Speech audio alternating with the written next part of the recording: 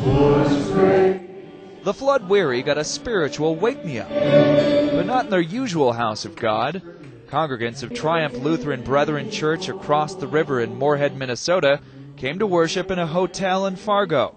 Other churchgoers whose homes are flood-threatened were welcomed too.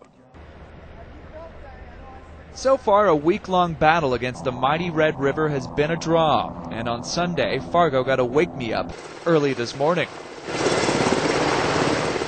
And not a welcome one either, a breach in the dike.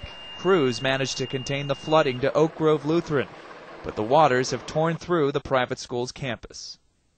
Well, this is the third emergency of our shift.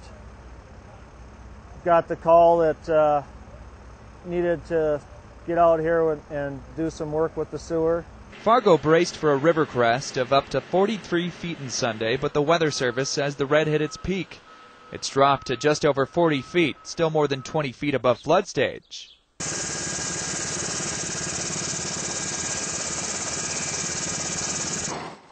To shore up the dikes and levees, National Guard helicopters prepared to drop giant sand balloons on vulnerable spots.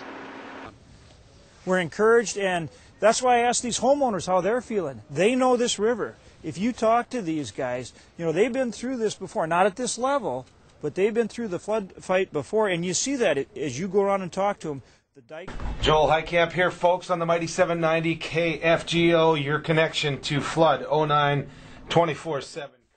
During the flood fight, Fargoans have kept their stereos on, tuned to AM stations like KFGO. Because it's so accessible for folks. They can call in, they can get word out. If we don't know what we're having a lot of people call in. If we don't have the information, it gets out to them in a different way. Somebody calls in and says, gee, I know a route to there, or I know where the evacuation went here. And so KFGO even built a dike around its own building, just in case. And many in the city of 90,000 will keep up the prayers, just in case. National Weather Service forecasters say the cold is actually helping the river retreat. It's actually stopping the flow of water from going into the Red River, so by the time it warms up here, the biggest flood threat should have passed. John Moe, The Associated Press, Fargo, North Dakota.